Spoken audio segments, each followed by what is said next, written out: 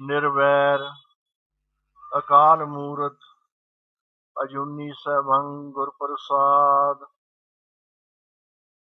सुख दुख दोनों सम कर जानै, और मान अपमाना। हरख सोग ते रह अतीता, तिन जग तत पछाना।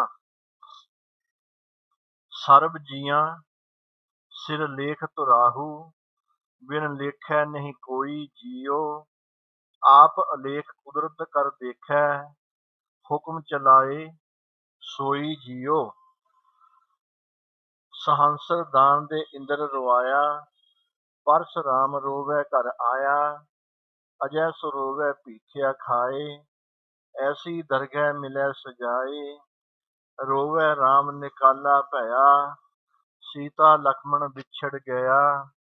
रोवै दहसर लंक गवाए, जिन सीता आंदी डौरू वाए। रोवै पांडव भय मजूर, जिनके स्वामी रहत हदूर। रोवे जन्मेजा खोए गया, एक ही कारण पापी भया। रोवै सेख मसायक पीर, अंत काल मत लागै भीड़। रोवै राजे कन्न पड़ाए, घर घर मांगै भीखिया जाए। रोवै किरपन सांचै धन जाए, पंडित रोवै ज्ञान गवाए। बाली रोवै नाहे पतार, नानक दुखिया सब संसार। मन्ने नाव सोई जन जाए, औरी कर्म ना ਲੇਖੈ ਲਾਏ। ਸੋ ਸੁੱਖ ਦੁੱਖ ਵਿੱਚ ਸਮ ਰਹਿਣ ਦੀ ਇਹ 6ਵੀਂ ਯੁਕਤੀ ਹੈ ਕਿ ਦੁੱਖ ਸੁੱਖ ਜੋ ਹੈ ਉਹ ਭਾਵੀ ਦੇ ਅਧੀਨ ਹੈ। ਸੋ ਇਹਨਾਂ ਪੰਕਤੀਆਂ ਤੋਂ ਇਹੀ ਪਤਾ ਲੱਗਦਾ ਹੈ ਕਿ ਭਾਵੀ ਅਮੇਟ ਹੈ। ਲੇਖ ਨਾ ਮਿਟੀ ਹੇ ਸਖੀ, ਜੋ ਲਿਖਿਆ ਕਰਤਾਰ। ਇਸ ਲਈ ਸੁੱਖ ਦੁੱਖ ਦੇ ਆਉਣ ਤੇ ਹਰਖ ਸੋਗ ਨਹੀਂ ਕਰਨਾ ਚਾਹੀਦਾ। ਅਧਿਆਤਮ ਰਾਮਾਇਣ ਦੇ ਵਿੱਚ ਵੀ ਲਿਖਿਆ ਹੈ ਕਿ ਦੁੱਖ ਤੇ ਸੁੱਖ ਦੇਣ ਵਾਲਾ ਹੋਰ ਕੋਈ ਨਹੀਂ ਹੈ। ਆਪਣੇ ਹੀ ਅਹੰਕਾਰ ਸਹਿਤ ਕੀਤੇ ਹੋਏ ਕਰਮ ਹੀ ਬੰਧਨ ਦਾ ਕਾਰਨ ਹਨ, ਤੇ ਕਰਮਾਂ ਦਾ ਫਲ ਸੁੱਖ ਦੁੱਖ ਇਹ ਜੀਵ ਭੋਗਦਾ ਹੈ। ਪਰਾਰਬਧ ਕਰਮ ਕਿਸੇ ਵੀ ਤਰੀਕੇ ਨਾਲ ਭੋਗੇ ਬਿਨਾਂ ਨਹੀਂ ਮਿਟਦਾ। ਭੋਗੇ ਬਿਨਾਂ ਨਹੀਂ ਭਾਗੇ ਕਰਮਨ ਕੀ ਰੀਤ, ਜੈਸਾ ਬੀਜੈ ਸੋ ਲੁਣੈ ਕਰਮਾ ਸੰਗਦਾ ਖੇਤ। ਲੇਖ ਨਾ ਮਿਟੀ ਹੇ ਸਖੀ, ਜੋ ਲਿਖਿਆ ਕਰਤਾਰ। ਇਸ ਲਈ ਕੀਤਾ ਹੋਇਆ ਕਰਮ ਹਰ ਇੱਕ ਨੂੰ ਜ਼ਰੂਰ ਭੋਗਣਾ ਪੈਂਦਾ ਹੈ। ਲੇਖ ਨਾ ਮਿਟੀ ਹੇ ਸਖੀ, ਜੋ ਲਿਖਿਆ ਕਰਤਾਰ। ਸੁਖ ਦੁੱਖ ਹਾਨ ਮਿਰਤ, ਲਿਖਤ ਲੇਖ ਜੰਤਰ ਕੇ। ਵਸ ਕਛ ਨਾਹੀ, ਜੰਤਰੀ ਜਗਦੀਸ਼ ਹੈ। ਭੋਗਤ ਵਿਸ਼ਵ ਹੋਏ ਕਰਮ ਕ੍ਰਿਤਗਤ, ਇਸ ਪਰ ਕਰਤੋष ਕਾਰਨ ਤੋਂ ਈਸ਼ ਹੈ। ਕਰਤਾ ਪ੍ਰਧਾਨ ਕੀਓ ਕਰਮ ਕੀਓ ਹੈ ਜੀਵ, ਘਾਟ ਬਾਦ ਕੌਣ ਕੌਣ ਵਿਸਵਾ ਵੀਸ ਹੈ। ਉਸਤਤ ਨਿੰਦਾ ਕਹਾਂ ਵਿਆਪਤ, ਹਰਖ ਸੋਗ ਹੋਨਹਾਰ। ਕਹੋ ਕਹਾਂ ਗਾਰ ਅਰ ਅਸੀਸ ਹੈ। नाराज छंद पताल में प्रवेश है, इंद्र लोक में प्रवेश होवे। गरिंद सो सुमेर चाहे ताहे पै नवेश होवे। जुमंतर भेख जंग जे करे, व्याधहार कारणं। जो होना होवे सो होवे, अतर हेत ना ਵਿਚਾਰਣ। ਤੇ ਭਗਵਤ ਗੀਤਾ ਵਿੱਚ ਵੀ ਲਿਖਿਆ ਹੈ ਕਿ ਜੋ ਹੋਣਾ ਹੈ ਉਹ ਹੋ ਕੇ ਹੀ ਰਹਿਣਾ ਹੈ। ਜਿਸ ਤਰ੍ਹਾਂ ਉੱਚੇ ਨਾਰੀਅਲ ਦੇ ਫਲ ਵਿੱਚ ਪਾਣੀ ਨੇ ਹੋਣਾ ਹੀ ਹੈ, ਸਦਾ ਨੀਵਾਂ ਜਗ੍ਹਾ ਨੂੰ ਜਾਣ ਵਾਲਾ ਪਾਣੀ ਭਾਵੀ ਦੇ ਵਸ ਉੱਪਰ ਪਹੁੰਚ ਹੀ ਜਾਂਦਾ ਹੈ। ਜੋ ਚੀਜ਼ ਜਾਣੇ ਵਾਲੀ ਹੈ ਉਸਨੇ ਚਲੇ ਹੀ ਜਾਣਾ ਹੈ। ਜਿਸ ਤਰ੍ਹਾਂ ਕਵੀਤ ਫਲ ਹਾਥੀ ਖਾਂਦਾ ਹੈ, ਪਰ ਉਹ ਸਾਬਤ ਉਸੇ ਤਰ੍ਹਾਂ ਹੀ ਲਿਦ ਦੁਆਰਾ ਬਾਹਰ ਚਲੇ ਜਾਂਦਾ ਹੈ, ਪੇਟ ਦੇ ਵਿੱਚ ਨਹੀਂ ਰਹਿੰਦਾ, ਬਾਹਰ ਚਲੇ ਹੀ ਜਾਂਦਾ ਹੈ। ਇਸੀ ਤਰ੍ਹਾਂ ਹੀ ਅਗਿਆਨੀ ਪੁਰਸ਼ ਜੋ ਜੋ ਵੀ ਕਰਮ ਅਹੰਕਾਰ ਸਹਿਤ ਕਰਦਾ ਹੈ ਉਹ ਹਰ ਹਾਲਤ ਵਿੱਚ ਭੋਗਣਾ ਹੀ ਪੈਂਦਾ ਹੈ। ਜਿਸ ਤਰ੍ਹਾਂ ਰਾਮਾਇਣ ਵਿੱਚ ਆਉਂਦਾ ਹੈ ਕਿ ਬਾਲੀ ਨੇ ਤਪੱਸਿਆ ਕਰਕੇ ਇਹ ਵਰ ਲਿਆ ਹੋਇਆ ਸੀ ਕਿ ਜੋ ਵੀ ਮੇਰੇ ਨਾਲ ਲੜਾਈ ਕਰੇ ਉਸਦਾ ਅੱਧਾ ਬਲ ਮੇਰੇ ਵਿੱਚ ਆ ਜਾਵੇ। ਰਾਮਚੰਦਰ ਜੀ ਨੂੰ ਇਸ ਭੇਦ ਦਾ ਪਤਾ ਸੀ, ਇਸ ਲਈ ਜਦ ਵੀ ਸੁਗਰੀਵ ਨਾਲ ਉਹ ਲੜਾਈ ਕਰਨ ਜਾਵੇ ਤਾਂ ਉਹ ਹਾਰ ਕੇ ਵਾਪਸ ਆ ਜਾਵੇ। ਤੇ ਇੱਧਰ ਸ਼੍ਰੀ ਰਾਮਚੰਦਰ ਜੀ ਤੇ ਸੁਗਰੀਵ ਦੀ ਆਪਸ ਵਿੱਚ ਮਿੱਤਰਤਾ ਸੀ ਤੇ ਰਾਮਚੰਦਰ ਨੇ ਵਾਅਦਾ ਕੀਤਾ ਹੋਇਆ ਸੀ ਕਿ ਮੈਂ ਬਾਲੀ ਨੂੰ ਮਾਰ ਕੇ ਤੇਰਾ ਰਾਜ ਤੈਨੂੰ ਦਵਾਵਾਂਗਾ। ਸੋ ਸੁਗਰੀਵ ਮਦਦ ਲੈਣ ਲਈ ਰਾਮਚੰਦਰ ਕੋਲ ਆਇਆ ਤੇ ਰਾਮ ਜੀ ਨੇ ਇੱਕ ਦਰਖਤ ਦੇ ਓਹਲੇ ਹੋ ਕੇ ਬਾਲੀ ਤੇ ਤੀਰ ਚਲਾਇਆ ਤੇ ਉਸ ਨੂੰ ਮਾਰ ਦਿੱਤਾ। ਤੇ ਮਰਦੇ ਸਮੇਂ ਬਾਲੀ ਨੇ ਮਹਾਰਾਜ ਨੂੰ ਕਿਹਾ ਕਿ ਮੈਂ ਬੇਕਸੂਰ ਸੀ, ਮੈਂ ਤੁਹਾਡਾ ਕੀ ਵਿਗਾੜਿਆ ਸੀ, ਇਸ ਦਾ ਬਦਲਾ ਤੁਹਾਨੂੰ ਅਗਲੇ ਜਨਮ ਵਿੱਚ ਦੇਣਾ ਪਵੇਗਾ। ਇਸ ਲਈ ਅਗਲੇ ਜਨਮ ਵਿੱਚ ਰਾਮਚੰਦਰ ਜੀ ਕ੍ਰਿਸ਼ਨ ਮਹਾਰਾਜ ਬਣੇ ਤੇ ਬਾਲੀ ਜੋ ਸੀ ਉਹ ਭੀਲ ਬਣਿਆ। ਜਦ ਕ੍ਰਿਸ਼ਨ ਜੀ ਮਹਾਰਾਜ ਮਹਾਭਾਰਤ ਦੇ ਯੁੱਧ ਦੇ ਬਾਅਦ ਇੱਕ ਦਿਨ ਜੰਗਲ ਦੇ ਵਿੱਚ ਪੈਰ ਉੱਤੇ ਪੈਰ ਰੱਖ ਕੇ ਸੌਂ ਰਹੇ ਸਨ ਤਾਂ ਭੀਲ ਨੇ ਦੂਰੋਂ ਸਮਝਿਆ ਕਿ ਕੋਈ ਹਿਰਨ ਹੈ, ਕਿਉਂਕਿ ਉਸਦੇ ਪੈਰ ਦੇ ਵਿੱਚ ਪਦਮ ਸੀ ਜਿਹੜਾ ਧੁੱਪ ਵਿੱਚ ਚਮਕ ਕੇ ਹਿਰਨ ਦੀ ਅੱਖ ਵਰਗਾ ਲੱਗ ਰਿਹਾ ਸੀ। ਉਹਨੇ ਤੀਰ ਕਮਾਨ ਚੁੱਕਿਆ ਤੇ ਨਿਸ਼ਾਨਾ ਬੰਨ੍ਹ ਕੇ ਤੀਰ ਮਾਰਿਆ, ਜਿਹੜਾ ਕ੍ਰਿਸ਼ਨ ਜੀ ਮਹਾਰਾਜ ਦੇ ਜਾ ਕੇ ਲੱਗਾ।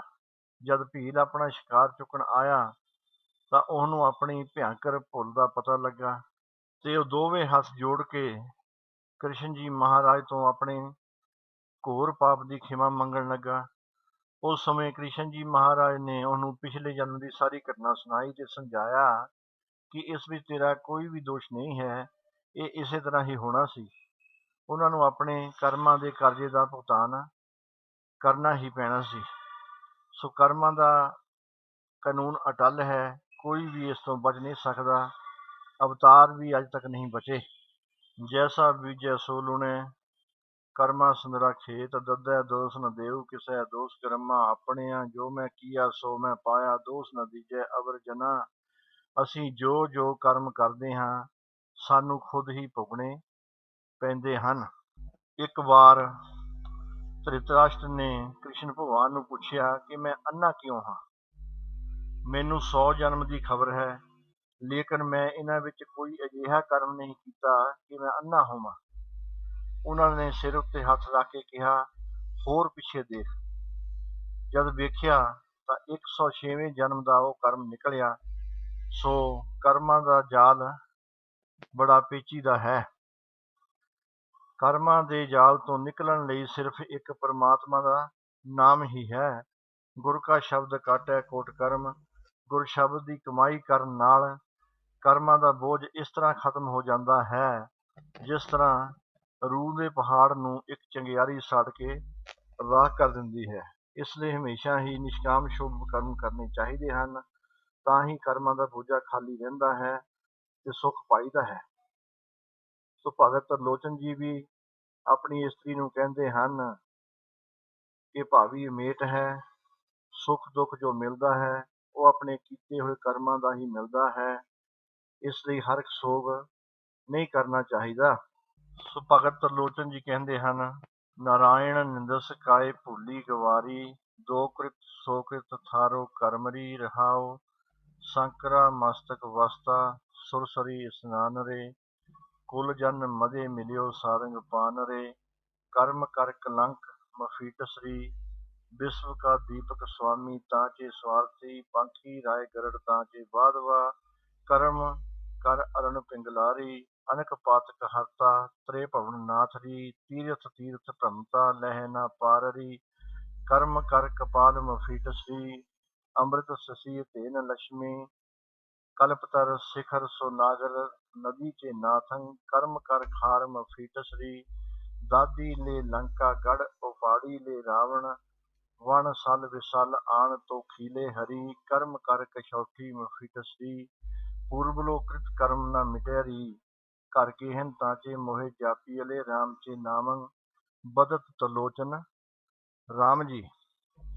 ਸੋ ਭਗਤ ਤਰਲੋਚਨ ਜੀ ਆਪਣੀ ਇਸਤਰੀ ਨੂੰ ਕਰਮ ਦਾ ਫਲ ਦੁੱਖ ਸੁੱਖ ਹੈ ਇਸ ਤਰ੍ਹਾਂ ਸਮਝਾਉਂਦੇ ਹਨ ਕਿ ਹਰ ਸੋਗ ਤੋਂ ਰਹਿਤ ਹੋ ਕੇ ਰਹਿਣਾ ਚਾਹੀਦਾ ਹੈ। ਜਾਣੀ ਕਿ ਕੋਈ ਆਪਣਾ ਪਿਆਰਾ ਖੂਹ ਵਿੱਚ ਡਿੱਗ ਪਵੇ ਤਾਂ ਉਸ ਨੂੰ ਬਾਹਰ ਕੱਢ ਲੈਣਾ ਚਾਹੀਦਾ ਹੈ। ਸੋ ਇਸਤਰੀ ਪਤੀਵਰਤਾ ਹੋਣ ਦੇ ਕਾਰਨ ਭਗਤ ਤਰਲੋਚਨ ਜੀ ਨੂੰ ਬਹੁਤ ਪਿਆਰੀ ਹੈ। ਉਹ ਹਰ ਸੋਗ ਰੂਪ ਖੂਹ ਵਿੱਚ ਡਿੱਗ ਰਹੀ ਹੈ ਤੇ ਭਗਤ ਜੀ ਅਨੇਕਾਂ ਦ੍ਰਿਸ਼ਟਾਂਤ ਦੇ ਕੇ ਉਸ ਨੂੰ ਬਾਹਰ ਕੱਢ ਰਹੇ ਹਨ। ਭਗਤ ਤਰਲੋਚਨ ਜੀ ਦੀ ਇਸਤਰੀ ਕਰੋਧੀ ਸੁਭਾਅ ਵਾਲੀ ਸੀ ਤੇ ਹਰ ਵੇਲੇ ਭਗਤ ਜੀ ਨੂੰ ਤਾਨੇ ਮਿਹਣੇ ਮਾਰਦੀ ਰਹਿੰਦੀ ਹੁੰਦੀ ਸੀ ਕਿ ਤੁਸੀਂ ਪ੍ਰਮਾਤਮਾ ਨੂੰ ਇੰਨਾ ਯਾਦ ਕਰਦੇ ਹੋ, ਉਹ ਪ੍ਰਮਾਤਮਾ ਸਾਨੂੰ ਪੁੱਤਰ ਕਿਉਂ ਨਹੀਂ ਦਿੰਦਾ। ਤੇ ਭਗਤ ਜੀ ਨੇ ਸਮਝਾਇਆ ਕਿ ਪੁੱਤਰ ਸਦਾ ਦੁੱਖ ਦੇਤ ਹੈ, ਪੁੱਤਰ ਤੋਂ ਅੱਜ ਤੱਕ ਕਿਸੇ ਨੇ ਸੁੱਖ ਨਹੀਂ ਪਾਇਆ। ਪੁੱਤਰ ਕਲਤਰ ਲక్ష్ਮੀ ਮਾਇਆ ਇੰਤੇ ਕੋ ਕਹਵਨੇ ਸੁਖ ਪਾਇਆ। ਤੇ ਪੁੱਤਰ ਆਦਿ ਸਮਗਰੀ ਜੋ ਹੈ ਇਹ ਕਰਮਾਂ ਅਨੁਸਾਰ ਹੀ ਮਿਲਦੀ ਹੈ, ਤੂੰ ਪੁੱਤਰ ਦੀ ਇੱਛਾ ਛੱਡ ਦੇ। ਤਾਂ ਉਸਨੇ ਭਗਤ ਲੋਚਨ ਜੀ ਨੂੰ ਕਿਹਾ ਕਿ ਇੰਨਾ ਧਨ ਹੈ, ਕੋਈ ਨੌਕਰ ਹੀ ਰੱਖ ਦਿਓ ਤਾਂ ਤੇ ਮੈਂ ਸੁੱਖ ਪਾਵਾਂ। ਪਰ ਭਗਤ ਜੀ ਦੀ ਇਸਤਰੀ ਦਾ ਸੁਭਾਅ ਕਰੋਧੀ ਸੀ, ਕੋਈ ਨੌਕਰ ਉੱਥੇ ਟਿਕਦਾ ਨਹੀਂ ਸੀ, ਨੌਕਰ ਆਵੇ ਤੇ ਚਲਿਆ ਜਾਵੇ। ਕਿਉਂਕਿ ਤਰਲੋਚਨ ਭਗਤ ਦੀ ਇਸਤਰੀ ਹਰ ਸਮੇਂ ਭਗਤ ਜੀ ਨਾਲ ਲੜਦੀ ਰਹਿੰਦੀ ਸੀ, ਤਾਂ ਭਗਵਾਨ ਨੇ ਸੋਚਿਆ ਕਿ ਮੈਂ ਹੀ ਨੌਕਰ ਬਣ ਕੇ ਭਗਤ ਜੀ ਦੇ ਸਾਰੇ ਕੰਮ ਕਰਾਂ ਤਾਂ ਇਸਤਰੀ ਖੁਸ਼ ਰਹੇ, ਤਾਂ ਕਿ ਤਰਲੋਚਨ ਜੀ ਮੇਰਾ ਜਾਪ ਕਰ ਸਕਣ। ਤੇ ਭਗਵਾਨ ਨੌਕਰ ਦਾ ਰੂਪ ਧਾਰ ਕੇ ਉਸ ਮਾਈ ਕੋਲ ਆਏ ਤੇ ਕਹਿਣ ਲੱਗੇ ਕਿ ਮੈਨੂੰ ਨੌਕਰ ਰੱਖ ਲਓ। ਮਾਈ ਨੇ ਕਿਹਾ ਕਿ ਕਿੰਨੇ ਪੈਸੇ ਲਏਗਾ। ਤਾਂ ਭਗਵਾਨ ਨੇ ਕਿਹਾ ਕਿ ਪੈਸਾ ਕੋਈ ਨਹੀਂ, ਸਿਰਫ ਰੋਟੀ ਹੀ ਖਾਊਂਗਾ। ਤੇ ਨਾਲ ਸ਼ਰਤ ਇਹ ਰੱਖ ਦਿੱਤੀ ਕਿ ਜਿਸ ਦਿਨ ਤੂੰ ਮੇਰੀ ਨਿੰਦਿਆ ਕਰੇਂਗੀ ਤਾਂ ਮੈਂ ਚਲਾ ਜਾਵਾਂਗਾ। ਮਾਈ ਨੇ ਕਿਹਾ ਠੀਕ ਹੈ। ਹੁਣ ਸਰਬ ਸ਼ਕਤੀਮਾਨ ਭਗਵਾਨ ਮਾਈ ਦੇ ਕਹਿਣ ਤੋਂ ਬਿਨਾਂ ਹੀ ਸਾਰਾ ਕੰਮ ਕਰ ਦਿਆ ਕਰਨ ਤੇ ਮਾਈ ਖੁਸ਼ ਰਹਿਣ ਲੱਗੀ। ਇੱਕ ਦਿਨ ਭਗਤ ਜੀ ਦੀ ਇਸਤਰੀ ਨੌਕਰ ਤੇ ਬਹੁਤ ਖੁਸ਼ ਹੋਈ ਤੇ ਮਨ 'ਚ ਸੋਚਣ ਲੱਗੀ ਕਿ ਮੈਂ ਇਸ ਨੂੰ ਕਦੀ ਵੀ ਰੁਝਾਇਆ ਨਹੀਂ ਤੇ ਅੱਜ ਇਸ ਨੂੰ ਰੁਝਾਵਾਂਗੀ। ਤੇ ਨੌਕਰ ਰੂਪ ਭਗਵਾਨ ਨੂੰ ਕਹਿਣ ਲੱਗੀ ਕਿ ਅੱਜ ਤੈਨੂੰ ਮੈਂ ਰੱਜ ਕੇ ਭੋਜਨ ਖਿਲਾਊਂਗੀ, ਜਿੰਨਾ ਹੋ ਸਕੇ ਖਾ ਲੈ। ਤਾਂ ਭਗਵਾਨ ਨੇ ਕਿਹਾ ਕਿ ਮੈਨੂੰ ਅਜੇ ਤੱਕ ਕਿਸੇ ਨੇ ਨਹੀਂ ਰਜਾਇਆ। ਕੀਰਤ ਮਰਗੇਸ਼ ਜਨ ਨਾਰ ਹੂੰ ਨ ਪਾਇਓ ਭੇਦ, ਪਰਲੇ ਦਿਨ ਖਾਏ ਸਭ ਤਬ न अकाए हैं।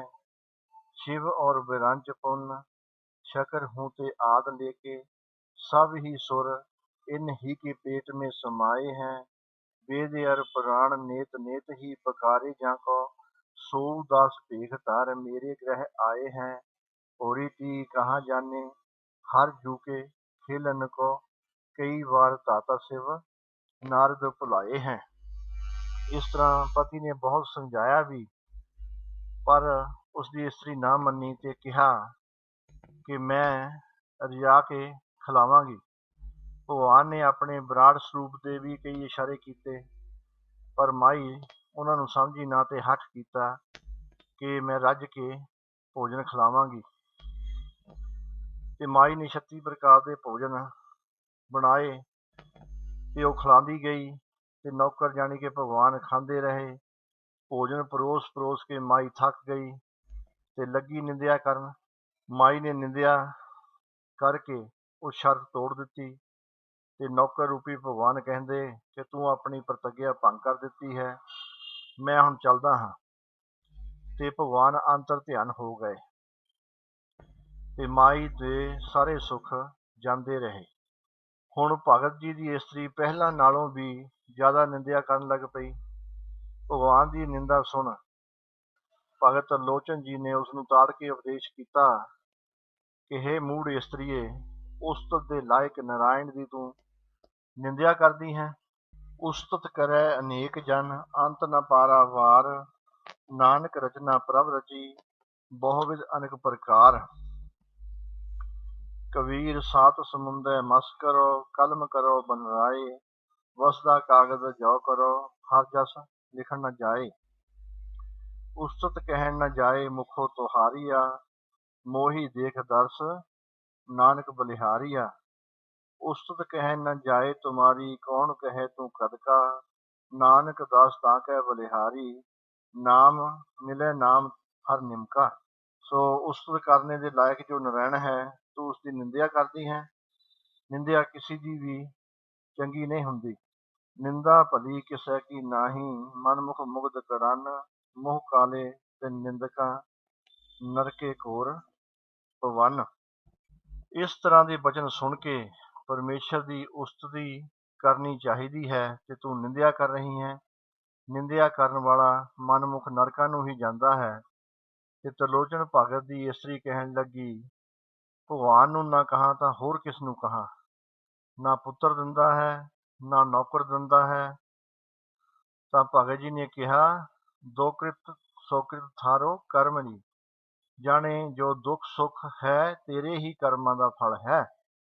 ਪਰਮਾਤਮਾ ਕਿਸੇ ਨੂੰ ਸੁੱਖ ਦੁੱਖ ਨਹੀਂ ਦਿੰਦਾ।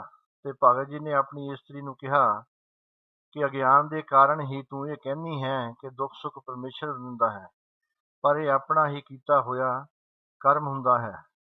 ਜਿਸ ਤਰ੍ਹਾਂ 1000 ਗਊਆਂ ਦੇ ਵਿੱਚੋਂ ਬੱਚਾ ਆਪਣੀ ਮਾਂ ਨੂੰ ਪਹਿਚਾਣ ਹੀ ਲੈਂਦਾ ਹੈ ਤੇ ਉਸਦੇ ਕੋਲ ਚਲਿਆ ਜਾਂਦਾ ਹੈ, ਇਸੀ ਤਰ੍ਹਾਂ ਹੀ ਚੰਗਾ ਮਾੜਾ ਕਰਮ ਆਪਣੇ ਕਰਤਾ ਦੇ ਕੋਲ ਜਾ ਕੇ ਉਸ ਨੂੰ ਸੁੱਖ ਦੁੱਖ ਦਿੰਦਾ ਹੈ।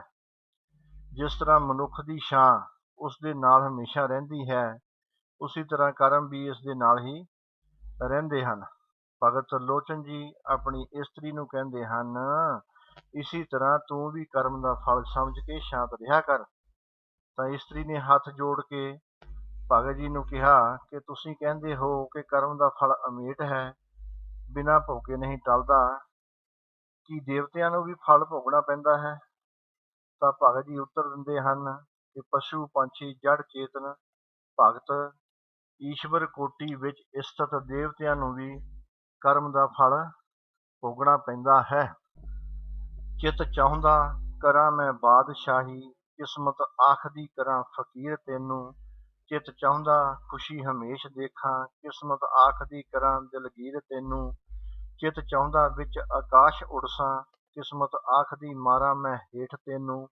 ਚਿੱਤ ਚਾਹੁੰਦਾ ਤਰਦਿਆਂ ਪਾਰ ਲੰਘਾਂ, ਕਿਸਮਤ ਆਖਦੀ ਡੋਬਾਂ ਵਿੱਚ ਨੀਰ ਤੈਨੂੰ। ਚਿੱਤ ਚਾਹੁੰਦਾ ਰਹਾਂ ਆਜ਼ਾਦ ਹਰਦਮ, ਕਿਸਮਤ ਆਖਦੀ ਪਵੇ ਜੰਜੀਰ ਤੈਨੂੰ। ਸੋ ਇਸ ਤਰ੍ਹਾਂ ਬਹੁਤ ਯਤਨ ਕਰਨ ਨਾਲ ਵੀ ਕਰਮ ਰੇਖਾ ਨਹੀਂ ਟਲਦੀ। ਸਭ ਨੂੰ ਕਰਮ ਦਾ ਫਲ ਭੋਗਣਾ ਹੀ ਪੈਂਦਾ ਹੈ। ਤੇ ਭਗਤ ਜੀ ਦ੍ਰਿਸ਼ਟਾਂਤ ਦੇ ਕੇ ਸਮਝਾਉਂਦੇ ਹਨ ਕਿ ਦੇਖ, ਚੰਦਰਮਾ ਉਦੈ ਹੋ ਚੁੱਕਾ ਹੈ। ਅੱਜ ਤੀਜ ਦਾ ਚੰਦਰਮਾ ਹੈ। ਦੂਜ ਦੇ ਦਿਨ ਸਭ ਲੋਕ ਇਸ ਨੂੰ ਦੇਵਤਾ ਸਮਝ ਕੇ ਪੂਜਾ ਕਰਦੇ ਹਨ। ਤੇ ਕੱਲ ਨੂੰ ਦਿਨ ਆਵੇਗਾ, ਉਹ ਭਾਦਰੋਂ ਸੁਦੀ ਚੌਥ ਦਾ ਦਿਨ ਹੋਵੇਗਾ, ਜਿਸ ਨੂੰ ਪੱਥਰ ਚੌਥ ਵੀ ਕਹਿੰਦੇ ਹਨ। ਸਭ ਕੋਲ ਚੰਦਰਮਾ ਨੂੰ, ਸਭ ਲੋਕ ਜੋ ਹਨ ਉਹ ਚੰਦਰਮਾ ਨੂੰ ਪੱਥਰ ਮਾਰਨਗੇ। ਕੋਈ ਵੀ ਦਰਸ਼ਨ ਨਹੀਂ ਕਰੇਗਾ, ਜੇ ਕਰੇਗਾ ਤਾਂ ਕਲੰਕਿਤ ਹੋ ਜਾਵੇਗਾ, ਕਿਉਂਕਿ ਇਹ ਆਪ ਵੀ ਕਰਮ ਫਲ ਤੋਂ ਕਲੰਕਿਤ ਹੈ। ਸ਼ੰਕਰਾ ਮਸਤਕ ਵਸਤਾ। ਸਕੰਦ ਪੁਰਾਣ 'ਚ ਲਿਖਿਆ ਹੈ ਕਿ ਚੰਦਰਮਾ ਹਿਮਾਲਿਆ ਵਿੱਚ ਜਾ ਕੇ ਆਪਣਾ ਕਲੰਕ ਧੋਣ ਦੇ ਲਈ ਸ਼ਿਵ ਜੀ ਦੀ ਬਹੁਤ ਆਰਾਧਨਾ ਕਰਨ ਲੱਗਾ। ਤਾਂ ਮਹਾਦੇਵ ਜੀ ਨੇ ਪ੍ਰਸੰਨ ਹੋ ਕੇ ਕਿਹਾ ਕਿ ਵਰ ਮੰਗ। ਤਾਂ ਚੰਦਰਮਾ ਨੇ ਕਿਹਾ, ਮੇਰਾ ਕਲੰਕ ਦੂਰ ਕਰੋ।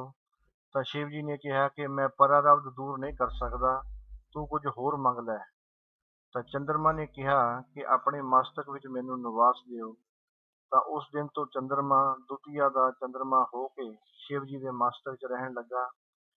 ਭਗਤ ਤਰਲੋਚਨ ਜੀ ਕਹਿਣ ਲੱਗੇ, ਹੇ ਇਸਤਰੀ ਦੇਖ, ਸਾਰੇ ਜਗਤ ਦਾ ਦੀਪਕ ਸੂਰਜ ਨਾਰਾਇਣ, ਜੋ ਕਿ ਈਸ਼ਵਰ ਕੋਟੀ 'ਚ ਗਿਣਿਆ ਗਿਆ ਹੈ, ਇਸ ਸੂਰਜ ਨਾਰਾਇਣ ਦਾ ਰਥ ਚਲਾਉਣ ਵਾਲਾ ਅਰੁਣ ਹੈ। ਤੇ ਇਹ ਅਰੁਣ ਪੰਛੀਆਂ ਦਾ ਜੋ ਰਾਜਾ ਗਰੜ ਹੈ, ਉਸਦਾ ਵੱਡਾ ਭਰਾ ਹੈ ਤੇ ਕਸ਼ਪ ਰਿਸ਼ੀ ਦਾ ਪੁੱਤਰ ਹੈ। ਪਰ ਕਰਮ ਕਰਕੇ ਅਰੁਣ ਪਿੰਗਲਾ ਹੀ ਰਿਹਾ। ਕਰਮ ਕਰ ਅਰੁਣ ਪਿੰਗਲਾਰੀ। ਤਾਂ ਭਗਤ ਤਰਲੋਚਨ ਦੀ ਇਸਤਰੀ ਨੇ ਪੁੱਛਿਆ ਕਿ ਅਰੁਣ ਪਿੰਗਲਾ ਕਿਸ ਤਰ੍ਹਾਂ ਹੋਇਆ। ਤਾਂ ਭਗਤ ਜੀ ਨੇ ਕਿਹਾ ਕਿ ਅਰੁਣ ਪਿਛਲੇ ਜਨਮ ਵਿੱਚ ਮਨੁੱਖ ਸੀ। ਇੱਕ ਦਿਨ ਇਸਨੇ ਭੰਬੀਰੀ ਨੂੰ ਫੜ ਕੇ ਉਸਦੀਆਂ ਲੱਤਾਂ ਤੋੜ ਦਿੱਤੀਆਂ ਤੇ ਉਹ ਕਰਮ ਇਸ ਦੀ ਪਰਾਰਬਧ ਕੋਟੀ ਦੇ ਵਿੱਚ ਆ ਗਿਆ ਤੇ ਹੁਣ ਇਹ ਅਰੁਣ ਪਿੰਗਲਾ ਹੈ। ਸੋ ਇਸਤਰੀ, ਕਰਮ ਦਾ ਫਲ ਅਮਿੱਟ ਹੈ, ਇਸ ਲਈ ਤੂੰ ਹਰ ਇੱਕ ਸੋਗ ਤੋਂ ਰਹਿਤ ਹੋ ਜਾ। ਤੇ ਹੁਣ ਭਗਤ ਜੀ ਤੀਸਰਾ ਦ੍ਰਿਸ਼ਟਾਂਤ ਦੇ ਕੇ ਕਹਿੰਦੇ ਹਨ, ਅਨਕ ਪਾਤਕ ਹਰਤਾ ਤ੍ਰੇ ਭਵਨ ਨਾਥਰੀ, ਤੀਰਥ ਤੀਰਥ ਭ੍ਰਮਤਾ ਲਹਿ ਨਾ ਪਾਰਰੀ, ਕਰਮ ਕਰ ਕਪਾਲ ਮਫੀਟਸਰੀ। ਦੇਖ, ਅਨੇਕ ਪਾਤਕਾਂ ਦੇ ਨਾਸ਼ ਕਰਨੇ ਵਾਲੇ ਤਿੰਨਾਂ ਭਵਨਾਂ ਦੇ ਨਾਥ ਜੋ ਸ਼ਿਵ ਜੀ ਹਨ, ਜਿਨ੍ਹਾਂ ਦਾ ਨਾਮ ਲੈਣ ਨਾਲ ਪਾਪ ਨਸ਼ਟ ਹੋ ਜਾਂਦੇ ਹਨ, ਇੱਦਾਂ ਦੇ ਈਸ਼ਵਰ ਕੋਟੀ 'ਚ ਹੋਣ ਵਾਲੇ ਸ਼ਿਵ ਜੀ ਤੇ ਵੀ ਕਰਮਗਤੀ ਭਾਵੀ ਨਾ ਹਟੀ। ਜਾਣੀ ਕਿ ਕਰਮ ਦਾ ਫਲ ਜੋ ਕਪਾਲੀ ਸੀ ਉਹ ਹੱਥ ਨਾਲ ਚੰਬੜੀ ਹੀ ਰਹੀ ਤੇ ਸ਼ਿਵ ਜੀ ਭੀਖ ਮੰਗ ਕੇ ਖਾਂਦੇ ਰਹੇ। ਤੇ ਇਸਤਰੀ ਨੇ ਪੁੱਛਿਆ ਕਿ ਕਪਾਲੀ ਕਿਸ ਤਰ੍ਹਾਂ ਸ਼ਿਵ ਜੀ ਦੇ ਹੱਥ ਨਾਲ ਚੰਬੜੀ।